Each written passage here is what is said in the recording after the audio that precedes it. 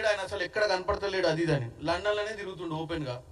విజయ్ మాల్యా కూడా 50 సార్లు చూసింటాం టీవీలలో. లండన్లో రోడ్డు మీద నడుచుకుంటూ పోతే వీడియోలు తీస్తారు. అంటే వాళ్ళు విచ్చల విడిగా అక్కడ మంచిగా బ్రహ్మాండంగా తిరుగుతుర్రు.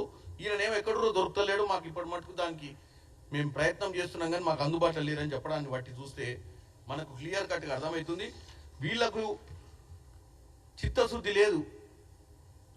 వీళ్ళకి ఏమైనా ఎస్పెషల్లీ ఇక్కడ మళ్ళీ కొత్తగా మహేశ్వర్ రెడ్డి గారు అంటే ఆయనకు పాపం ఎక్కువ అవగాహన లేడు. ఇవన్నీ ఫిగర్స్ ఆయన కోసమే చెప్పిన. ఎందుకంటే మనం నెక్స్ట్ టైం మాట్లాడేటప్పుడు ఇవన్నీ ఆయన కూడా జాగ్రత్తగా ఈ అంశాలు ఉన్నాయని తెలుసుకోవాలి అసెంబ్లీలో మాట్లాడేటప్పుడు. ఇక పోతే డాలర్, ఇక అయితే అందరికి అర్థమయ్యేటట్టు చెప్తా. డాలర్ రేటు ఎందుకంటే మిగతా చాలా ఉన్నాయి. రైల్వేస్ గురించి మాట్లాడవచ్చు, మన దగ్గర మెట్రో గురించి మాట్లాడవచ్చు. బీజేపీ వాళ్ళు ఏం చేశారు అవన్నీ చెప్తే 1-2 గంటలు పడుతుంది ప్రెస్ మీటు. నేను సింపుల్గా మహేశ్వర్ రెడ్డి గారికి చెప్తున్నా, 50 రూపాయలు 2014లో 50 రూపాయల విలువ ఉంటుండే డాలర్, ఇలా దగ్గర 87 రూపాయలకు వచ్చింది. ఎందుకు వచ్చింది మరి? విశ్వగురు నరేంద్ర మోడీ గారి పాలనలా బ్రహ్మాండంగా ఆర్థికంగా ఎదుగుతున్న భారతదేశంలో ఈ సంక్షోభం ఎందుకు వస్తుంది? ఈరోజు పిల్లలు పోయి విదేశాలలో చదువుకుందామంటే ఎంత భారం? 50, ఒకప్పుడు రూపాయి భారం పెరిగింది.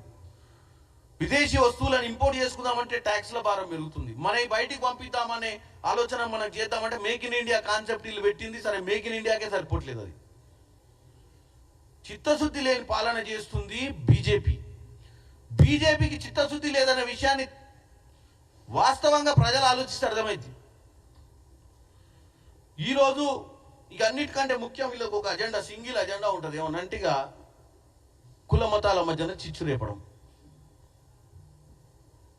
ప్రతి దగ్గర సెంటిమెంట్ తీసుకురావాలి. బీజేపీ వాట్సాప్ సోషల్ మీడియాలలో గత చరిత్రను తిరగరాయాలి. గాంధీ గారి గురించి తప్పుగా మాట్లాడాలి. గత చరిత్రలో ఉన్నటువంటి ముఖ్య నాయకులు నెహ్రూ గారి గురించి తప్పుడు ప్రచారం చేయాలి. ఈ కొత్త యువతరాన్ని తప్పుతో పట్టించి వాళ్ళు అసలు ఏం చేయలేదు, దోసుకొని పేరు మేమే మీకోసం పనిచేస్తున్నాం ఒక హైప్. ఈ హైప్ని మరి ఈరోజు మహేశ్వర్ రెడ్డి గారు ఇక్కడ 8 మందో 9 మంది, ఎంతమంది 8 మందే కదా ఎమ్మెల్యేలు ఉంది. ఈ 8 మంది ఎమ్మెల్యేలకు నాయకత్వం వహిస్తున్నటువంటి మహేశ్వర్ రెడ్డి గారు తెలంగాణ ప్రజలకు చెప్పాల్సిన అవసరం ఉంది. అదే కాకుండా నిన్న డీలిమిటేషన్ విషయంలో బీజేపీ వాళ్ళకున్నాయి కొన్ని రాష్ట్రాలు, బీమారు రాష్ట్రాలు అంటారు వాటిని. బీహార్, ఉత్తరప్రదేశ్, మధ్యప్రదేశ్, రాజస్థాన్, ఉత్తరప్రదేశ్, ఒరిస్సా, ఈ రాష్ట్రాలల్లో ఈరోజు బీజేపీ ప్రాధాన్యతతో ఉంది. ఈ డీలిమిటేషన్ అనేది క్లియర్గా రేవంత్ రెడ్డి గారు మన ఇండియా కాన్క్లేవ్లో కూడా చెప్పారు. భారతదేశంలో కూడా ఈరోజు అందరు ఏకీభవిస్తున్నారు, అన్ని రీజనల్ పార్టీస్. ఎందుకు? బీజేపీ 4వసారి అధికారంలోకి రావాలంటే ప్రజలు అప్పటికి చైతన్యవంతులై బీజేపీని ఇప్పుడే 240కే కుదించిర్రు. ఇంకొన్ని రాష్ట్రాలు ఏం జరిగిందో తెలియదు. మరి వీళ్ళకు సామ వేద దండోపాయాలు తెలిసిన వాళ్ళకే 240 సీట్లు వచ్చినాయంటే వీళ్ళకు ఓటర్ లిస్టును తారుమారు చేసే యంత్రాంగం, ఈవీఎం మిషన్లను ఏమైనా హ్యాకింగ్ చేసే అటువంటి చతుర్వత ఉన్నటువంటి వ్యక్తులు వీళ్ళు ఇంత ప్రయత్నం చేసినా 240 సీట్లే వచ్చినాయి భారతదేశంలో. అంటే ఇక రానున్న రోజులలో వీళ్ళు ప్రణాళికకు దిగిరు. అదే డీలిమిటేషన్. డీలిమిటేషన్ అనేది కొత్త ఏం కాదు. తెలంగాణ ప్రజలకు డీలిమిటేషన్ గురించి తెలవాలి. డీలిమిటేషన్ అనేది 1953 మొట్టమొదటిసారిగా, 1962, 1972, 2002 4 సార్లు డీలిమిటేషన్ జరిగింది.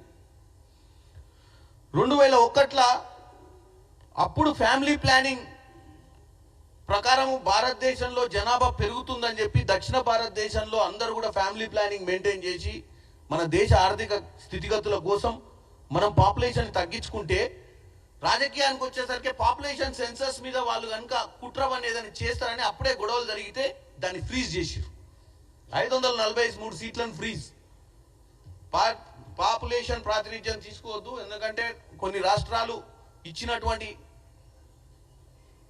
ఇచ్చినటువంటి ఆదేశాల మేరకు భారతదేశం మంచి కోసము, భారతదేశంలో ప్రగతి కోసము అక్కడ పాపులేషన్ కంట్రోల్ చేసారు. కాబట్టి పాపులేషన్ సెన్సస్ ప్రకారం వాళ్ళ ప్రాతినిధ్యాన్ని కోల్పోయే పరిస్థితికి వస్తుంది. దానివల్ల నష్టం జరుగుద్దని 2001లో అప్పుడు మన జస్టిస్ కుల్దీప్ సింగ్ గారు, రిటైర్డ్ జడ్జి, ఇవన్నీ ఒక ప్రణాళిక ప్రకారం ఆ రోజు సీజ్ చేసేసి ఈరోజు 2026 మళ్ళీ 2001 తర్వాత ఈరోజు పాపులేషన్ సెన్సెస్ 2026 వరకు దాన్ని ఫ్రీజ్ చేయడం జరిగింది. ఇప్పుడు నేను చెప్పిన రాష్ట్రాలలో ఎవరు అధికారంలో ఉన్నారు? బీజేపీ అధికారంలో. తమిళనాడు, కేరళ, తెలంగాణ, పాండిచేరి, లక్షద్వీప్ ఇట్లాంటి రాష్ట్రాలు, ఇకపోతే నార్త్లో కూడా మీరు పంజాబ్, హర్యానా ఈ రాష్ట్రాలలో మొత్తంలో కూడా సీట్లు పెరిగే పరిస్థితి లేదు. వీళ్ళు ఉపాయంతో వస్తున్నారు.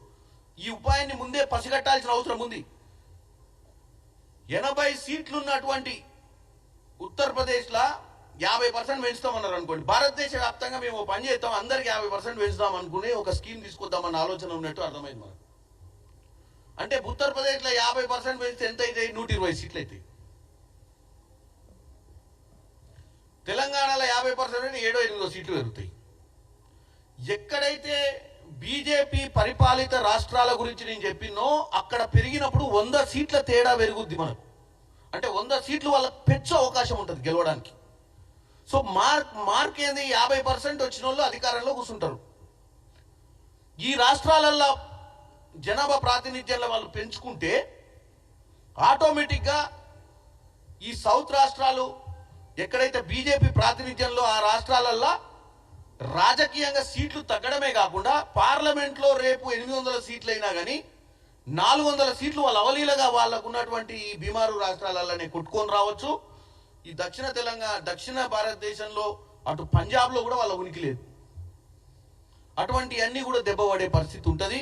దాంతో పర్మనెంట్గా బీజేపీ భారతదేశాన్ని ఏలుకోవాలని, ప్రతిపక్షాలను నిర్వీర్యం చేయాలని, రీజనల్ పార్టీలను నిర్వీర్యం చేయాలని ఒక ఆలోచనతోటి ముందుకు పోతున్నట్టుగా గమనించే ఈ నెల 22వ తారీఖు అఖిలపక్షం మీటింగ్ పెట్టడం జరిగింది. దీని విషయంలో రేవంత్ రెడ్డి గారిని కలిసిన వాళ్ళు నిన్న సాయంత్రం వచ్చి కేటీఆర్ గారిని కూడా కలిసారు. సరే, కేటీఆర్ గారు బాగా సానుకూలంగా స్పందించారు. మా దగ్గర నుంచి ఒకరు పోవడం అనేది తప్పు లేదు, రాజకీయంగా అందరం కలిసి రావాల్సిన అవసరం ఇది. ఇక్కడ లోకల్ పార్టీని మళ్ళీ ఒక మాట అంటాడు ఆయన.